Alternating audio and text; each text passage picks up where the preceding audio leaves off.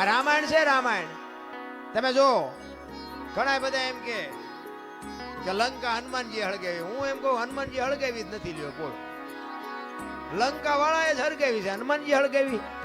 દિવાળી કોને મૂકી હતી? તા ઓલો બચવા હાટું માણા ભાગા ભાગ આપણને કોઈ હળગાવે ભાગા ભાગ ન કર્યું. ગોદડા એમને જ વીટાડ્યા હતા, તેલ એમને રેડ્યું હતું, દિવાળી એમને મૂકી હતી. હનુમાનજી તો બચવા હાટું ભાગ્યા. હવે ગોદડા હળગતા વેરાણા લંકા હળગી, એમાં હનુમાન નો વાંક શું? હનુમાનજી લંકા હળગાવી? હનુમાનજી હળગાવી જ નથી. અને આખી દુનિયાને ખબર છે પાકો કોઈ કરતું જ નથી. બીજી વાત તમને કરું કે સીતાજી જનક મહારાજની દીકરી મિથિલા નરેશ હવે શિવ ધનુષ નું ઘોડો ઘોડો કરીને ફરતા. અને પછી જનક મહારાજ જોઈ ગયા કે હવે આ શિવ ધનુષ ને મારી દીકરી જો ઘોડો ઘોડો કરીને ફરતી હોય તો આના મૂર્તિયા હાટું શું? આના માટે મૂર્તિઓ મારે કેવું ગોતું? એટલે પછી સંયમવર રચવાનું નક્કી કર્યું કે આ ધનુષ ને જે ભાંગે એને મારી દીકરી વરમાળા પહેરાવે. હવે ઈ સંયમવર રચ્યો ને એમાં કે રાવણ હતો એવું કહે છે. સાચું ખોટું મારો રામ જાણે. ઈ રાવણ થી કે ચોખા જેટલું ધનુષ હેલ્યું નહોતું. હવે એનેથી ચોખા જેટલું ધનુષ નું હેલ્યું તો વન માંથી સીતાજી ને આખે આખા ઉપાડી ગયો. આનું શું કારણ? આખે આખા સીતાજી ઉપડે. સીતાજી ઘોડો ઘોડો કરીને ફરતા હતા. ઈવડું ધનુષ રાવણ હલાવી ન હોય. અને વન માંથી જેથી લક્ષ્મણ રેખા ઓળંગી ગયા અને સીતાજી આખે આખા ઉપાડી ગયા. આપણને માયનામાં આવે. પણ આમાં એક વાત પડી છે. ભોળાનાથ અને પાર્વતી બે જયારે હિમાલય ઉપર હતા ને ત્યારે પાર્વતી માં વિષ્ણુ ભગવાન અહીંયા બેહવા માટે ગયા.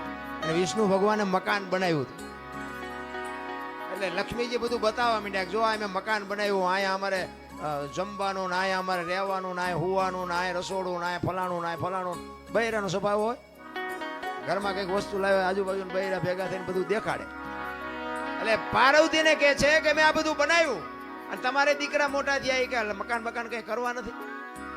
કે આ તો અમને હાય વિરુદ્ધ નહીં હતા. પાર્વતી ઘરે આવીને ભોળાનાથ ને કહે છે કે પ્રભુ મકાન આપણે નથી કરવું, આ છોકરા મોટા થઈ ગયા. ભોળાનાથ વિચાર કરે ખરું મકાન નું અત્યાર સુધી કોઈ ધ્યાન મગજમાં આવ્યું જ નહોતું. અત્યારે ક્યાં જાય? એટલે કે વિષ્ણુ ભગવાન ને અહીંયા બેહવા ગઈ હતી એમને કે સુંદર મજાનું મકાન બનાવ્યું કે આપણે નથી બનાવવું. એટલે કે એ વાત સાચી તમારી, પણ કે આપણી પાસે પૈસા નથી.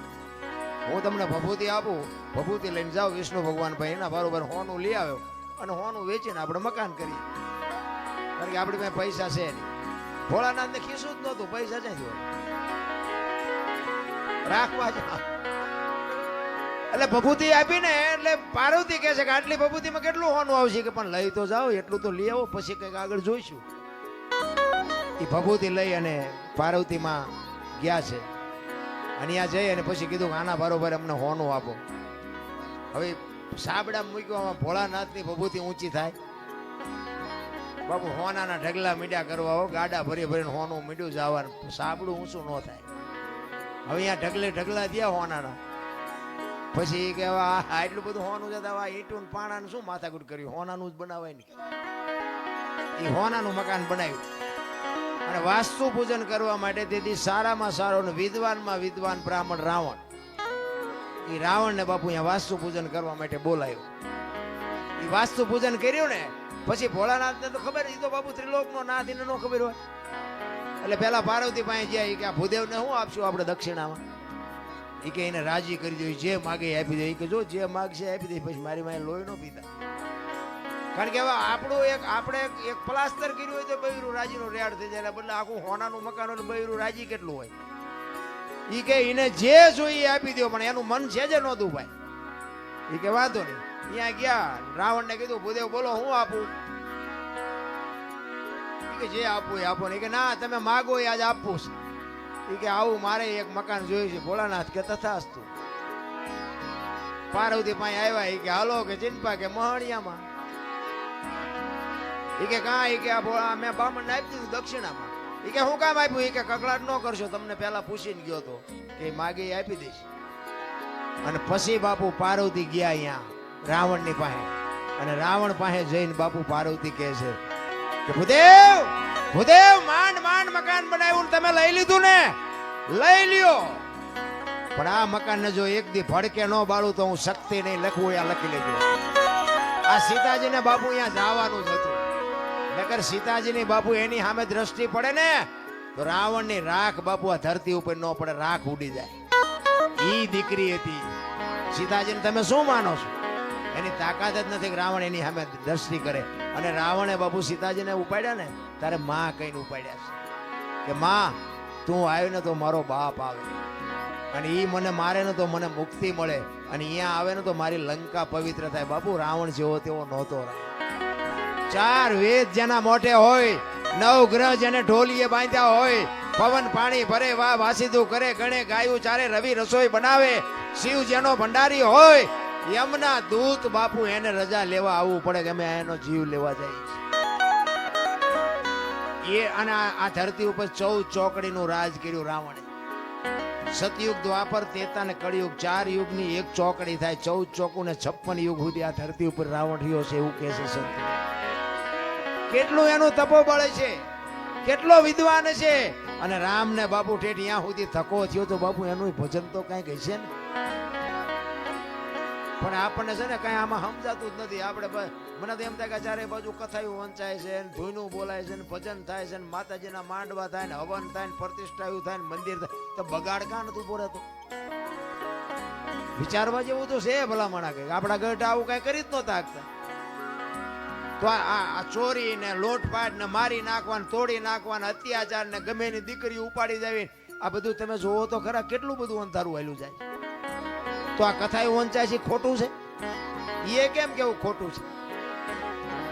હવે આમાં માણસના જીવનમાં જો ઉતરે નહીં આ વાત તો આ કથામાં ફાયદો કોને? મંડપ વાળાને, સાઉન્ડ વાળાને, સાજિંદાને, અમારા જેવા કલાકારને, રસોઈયો હોય એને. બાકી કોને ફાયદો? હવે તો આ 2-5 લાખ રૂપિયા 10 લાખ રૂપિયા આમાં નાખવા દેના કરતા 5 ગાયું ખડમાં દઈ દીધા હોય તો. ગામો ગામ કથાયું વંચાય, ગામો ગામ. અમારે તો રોજ ફોન આવે કે અમારે પ્રોગ્રામ રાખો, અમારે રાખો. અમે પછી કહી દે કે આટલા થાય છે, કથાયું કરો જે કરો એ. અરે બધું ડીંગો ડીંગ હાલે ભલામણ. મને એમ થાય કે આ ખોટું છે એવું નથી કહેતો, પણ બગાડ અટકવો જોઈએ બાપુ. જો આ સત્ય હોય અને ઓલા કે ને કે કાં તો ઓલામાં ફેર ને કાં તો ઓલામાં ફેર, સત્ય હોય તો આ બાપુ દુનિયામાં કંઈક, હું એમ કહું છું કે 5000 50,000 માણા ભેગું થાય તેમાં 10 તો સુધરવા જોવે કે નહીં. અમે એક જગ્યાએ આમ ગુજરાતમાં ક્યાં ગયા હતા, ગામનું નામ ભૂલાઈ ગયું, કથા એટલે અમે જોયું કે કથા છે એમ ગાડી આંકતો એ વખતે. એટલે અમારે થોડોક ટાઈમ હતો, કીધું હાલો ને આપણે કથામાં જઈને બેહી. હવે એમ અહીંયા બેઠા કથા ચાલુ હતી ને એમાં 2 જણા બાજ્યા. બોલો, હવે કથા ચાલુ હોય એ વખતે જો બાજે માણા તો એમાં બહાર તો કઈ મગજમાં ઉતરે જ છે. એમાં એકને દવાખાને લઈ જવો પડે. બોલો, હવે આમાં પતિ જો હોય તો કથાના માંડવાનું શું થાય, ઓલા વક્તાનું સાજિંદાનું શું થાય? અરે બાપુ કઈક ઊંધું રંધાય છે, મને એવું લાગે. સાચું ખોટું તો મારો નામ જાણે. ખોટું છે એવું આપણે નથી કહેતા. રામ કથા ખોટી નથી, ભાગવત કથા ખોટી નથી, પણ આ અટકતું નથી. એટલે મને એમ થાય કે આનો કંઈક પાવર ઘટી ગયો ગમે એ થયું. બાકી તો રામાયણ છે તો રામાયણ છે ભલામણ. એક હું તો એમ કહું છું, ઘરમાં એક રામાયણ નાનું મોટું પુસ્તક હોય ને જિંદગીમાં કોઈ દી બાપુ મોળો પ્રસંગ ન આવે કરી. રામાયણ એવો ગ્રંથ છે. તુલસીદાસ મહારાજે રામાયણમાં એક સાખી લખી, સુનહું ભરત ભાવી પ્રબળ જીવન મરણ જસ અપજસ નફો નુકસાના વિધિના વિધાન. જીવન મરણ જસ અપજસ નફો અને નુકસાન, 6 વસ્તુ બાપુ હજી આજની તારીખમાં કોઈને ખબર નથી. આપણે આ દુનિયામાં આવ્યા કેવી રીતે કોઈને ખબર હોય મને કયો, અને જવાનું છે કેવી રીતે ઈ કોઈને ખબર હોય કયો. જીવન મરણ ની ખબર નથી. તો આની જ વાત કરો ને, અમે અહીંયા આવ્યા છે, અમને જ મળે કબજા મળે અમને ખબર છે. 5 જણા હારું કે 5 જણા એમ કે બોલે વારો જ ન આવવા દીધો બીજા. જ મળવાનો છે કબજા મળવાનો ઈ કોઈને ખબર નથી. જીવન મરણ જસ અબજસ નફો અને નુકસાન. ગમે એ માણસ ધંધો કરે ને બધા નફા હાટું જ કરે છે, કોઈ નુકસાન હાટું નથી કરતું, પણ બધા નફો થતો જ નથી. આ 6 વસ્તુ કોઈના હાથમાં નથી. આ વશિષ્ઠ મહારાજે ભરતને કીધેલી. ક્યારે? રામચંદ્ર પરમાત્મા વનમાં ગયા ને ભરત મોસાળમાંથી આવ્યો ને એટલે ભરત રોવે છે. એટલે એ વખતે વશિષ્ઠ મહારાજ કહે છે, ભરત સુનહુ ભરત ભાવિ પ્રબળ જીવન મરણ જસ અપજસ નફો અને નુકસાન આ વિધિના વિધાન છે. હું વશિષ્ઠ જેવો મહારાજ હાંજે મેં નક્કી કર્યું હતું કે હવારે રામને ગાદી ઉપર બેહાડવાના અને 12 કલાકની એક રાત જઈને તો આખું ચકડું ફરી ગયું. હું કાંઈ ન કરી આ વિધિના વિધાન. અને આવડી આજ સાખી તુલસીદાસે રામાયણમાં લખી અને એમાં ને એમાં એનું વર્ણન કર્યું કે આમાં જીવન કોને મળ્યું, મરણ કોને મળ્યું, જહ કોને મળ્યો, અબજ કોને મળ્યો, નફો કોને થયો, નુકસાન કોને થયું. રામાયણમાં ઈ કે નુકસાન કોને થયું અને નફો કોને થયો. તો નુકસાન બાપુ રામની માં કૌશલ્યાને થયું. જુવાન જો દીકરો ને વહુ બે વનમાં જતા હોય તો માં માથે તેથી કેવી વીતી છે. નુકસાન થયું કૌશલ્યાને, નફો થયો સબરીને. બાપુ રામ ને અહીંયા જવું પડ્યું. કાંઈ લેવા દેવા નહીં. ભીલડીની દીકરી બાપુ, કોઈ વેદનું, શાસ્ત્રનું, માણાનું, ગામનું કોઈ જ્ઞાન નહીં. રામને અહીંયા જવું પડ્યું. સબરીને બાપુ નફો થયો ને હગી જનેતાને નુકસાન થયું. તો કે જીવન કોને મળ્યું અને મૃત્યુ કોને મળ્યું. મૃત્યુ મળ્યું રાજા દશરથ ને. રામ જેવો દીકરો હોવા છતાંય બાપુ મૃત્યુને રોકી ન શક્યો. મૃત્યુ મળ્યું દશરથ ને, જીવન મળ્યું અહલ્યાને. હરાપમાંથી મુક્ત થઈ ગઈ. તો કે આમાં જ કોને મળ્યો ને અબજ કોને મળ્યો. અબજ મળ્યો કઈ કઈ ને, અને જ ખાટી ગયા વાંદરા. તેથી રામ ને કોઈ નો કામમાં આવ્યા, વાંદરા જ કામમાં આવ્યા.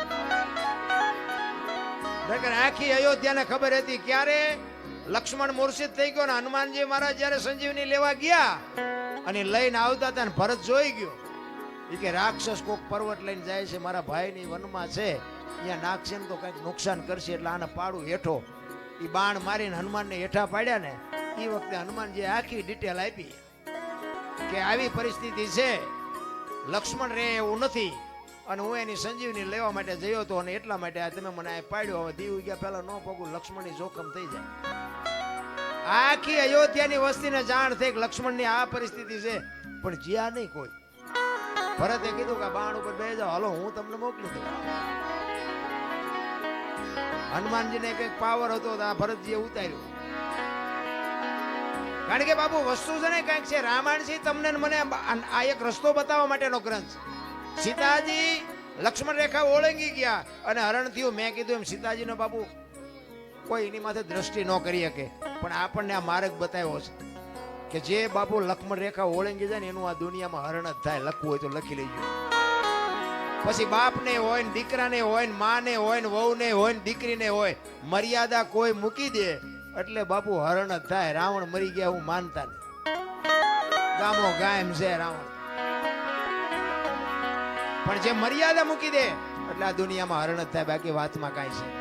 એક સબરીનો પ્રસંગ કહી પછી મારી વાણીને વિરામ. સબરી બાપુ હમણાં મેં ગુરુની શિષ્યની વાત કરી ને, મુરદાસને હજી સાંભળવાના છે. મુરદાસ બાપુની વાત લઈ લો હાલો ને, પછી સબરીને વાહે રાખો. મારે જોકે જ્યાં જઉં છું ને ત્યાં મને 2-3 વખત બેહરી અને કાઢ લે શીખ મારી પાસે શું કાઢવું. બધા સાંભળેલો જ છે મને, આમાં કઈ નવું તો કઈ છે નહીં. એટલે એ તો મને ખબર છે, નહીં બોલીએ કોઈ નહીં બોલાવે એ ખબર છે. પણ આ દેહ ને એક દી બાબુ દુનિયા દિવાળી જ મૂકવાની છે. બાકી એક દેહ થી જો 5 આત્માને આનંદ આવતો હોય તો એમાં લડી લેવાય, એમાં કઈ સવાલ જ નથી. મારે લાગે હું એવો કોઈ મોટો કલાકાર નથી, પણ એવી ગુરુ મહારાજની, મારા માતા પિતાની, કંઈક તમારા ભાઈ બંધ દોસ્તારોની કૃપાથી આ મારો દીકરો રહ્યો. પૂછો આના નંબર જ મેં આને આપ્યા. તારા નંબર થી વાત કરજે ને મને કોઈ બપોર હુવાય નહીં દે. દરરોજ 10-15-20 ફોન આવે, અમારે પ્રોગ્રામ કરો, તમે કયો એ પૈસા ના આવો ના આવો. કહેવાનો મતલબ કે કાંઈક ગુરુ મહારાજની કૃપાથી મળ્યું છે એટલે બોલાવે. મારા ગામમાં કેટલા ડાયા માણા નહીં હોય મારા કરતા, પૈસાદાર છે, મારા કરતા રૂપાળા છે, આબરૂ વાળા છે, બધું એ છે, કોઈ નથી ફોન કરતું. એટલે એ ગુરુ મહારાજની કૃપા છે અને બધા સાંભળે છે એટલા માટે. પણ મારો કહેવાનો મતલબ એ છે કે જે આ મુરદાસની વાત કરીને કે કોકનું ઝેર પીવે ને કોકના હાથમાં ને. અમારે અહીંયા હમણાં વડનગરમાં એક પ્રોગ્રામ હતો ને, ઓલું માવઠું થયું હમણાં, હવે ઈ આના જેવો મારો પ્રેમી મને કે બાપુ મારા બાપુ વી ગયા છે ને મારે ભજન રાખવા છે. ખર્ચો કેટલો નાનો માણા બિચારો મજૂરી કરે. મેં કીધું ખર્ચ કાંઈ ન થાય, તારે ભજન રાખવું હોય ભજન થઈ જાય. પણ મને કે મને અંદાજ તો કયો. મેં કહ્યું એક નાળિયેર લઈ આવજે, બીજું કાંઈ કરવું નથી. અને આ મેં કહ્યું ઉસ્તાદના ને બેનજાવાળાના મેં કહ્યું અમે ભાઈબંધ દોસ્તાર હો 50 કાઢીને એમને આપી દઉં. એ કે ના ના એમ તો કે હું સાઉન્ડ બાઉન્ડ લાવીશ. એ મેં કહ્યું તારે લાવવું એટલે લાવજો ને કે આપણે સાઉન્ડ વગેરે ભજન થાય છે. અમે એ લઈ આવ્યો બિચારો સાઉન્ડ લઈ આવ્યો અને કુદરતને કરું ચતુરભાઈ અમે બે હતા ને ચતુરભાઈ મેં કહ્યું તમે ગણપતિ માંડો. એ ગણપતિનું બાબુ ભજન પૂરું ન થયું, વરસાદ મળ્યો ખાબો. હવે બજારમાં રાખ્યા એ કાગળ ને બાગળ ને બધું સાઉન્ડ ઉપર રાખ્યું. હવે બે એવું જ છે નહીં. ઓલાનો ભાવ બિચારો અંદરથી એટલો બધો દુઃખી થયો કે મારે ભજન કરવા હતા મારા બાપામાં અને ભજન હવે વરસાદ નહીં કરવા દે. એટલે મેં કહ્યું તું મોડો પડી માં તારે ભજનનું જ કામ છે બીજું કંઈ કામ છે. પણ કે હવે આમાં મેં કીધું આ પણ તારી ઓરડી તો છે ને, પણ કે ઓરડી છે એમાં કે હમા એવું જ નથી કાંઈ. કે મારી પાસે મોટી શેટી પડી છે, મારી પાસે 8-10 જણા. મેં કહું આપણે છીએ 10 જણા જ દે.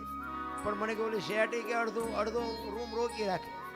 મેં શેટીમાં તમે સડી જઈશું તમે હેઠા બેસી. એ કે પણ સાઉન્ડ ક્યાં રાખું? મેં સાઉન્ડ જોતું જ નથી. અને ચતુરભાઈ તમારે પૂછવું હોય પૂછજો. વગર સાઉન્ડે બાપુ ભજને કર્યા ને થાળે કર્યો ને ધોને કરીને પરભાતી કરીને ઊભા થયા. બાપુ એનું હયું એવું ટાઢું થયું ને કે બાપુ મને એમ હતું વરસાદ આવ્યો એવું ભજન નહીં થાય. કહેવાનો મારો મિનિંગ કે ભાવ છે, પ્રેમ છે. અને અમને આપ્યું જો પીરસીને તો અમારા જેવા નમાલાય કોણ કહેવાય? બરાબર મારે માણાની કોઈ જરૂર ન હોય. મને તો એવા અધિકારી 5 બેઠા હોય ને એટલે મને એમ થાય શું અમને આપી દઉં. બાકી તો કોઈ બાપુ અમારે અહીંયા કોઈ કોથળા નથી નાખી જવાના. પણ મારો કહેવાનો મિનિંગ એ છે કે આ કંઈક લેવા જેવું છે, આ કંઈક ખાવા જેવું છે. આમાંથી 2 જણાને મારી વાત ગળે ઉતરે ને એટલે મને એમ થાય કે મારી રાત સુધરી છે, બસ બીજું કાંઈ છે નહીં. કોકના જીવનમાં બાપુ કોકના દુઃખમાં જો ભાગ પડાવી શકી ને તો જ મારો નાથ નોંધ કરે, બાકી એમ નામ નથી થાય.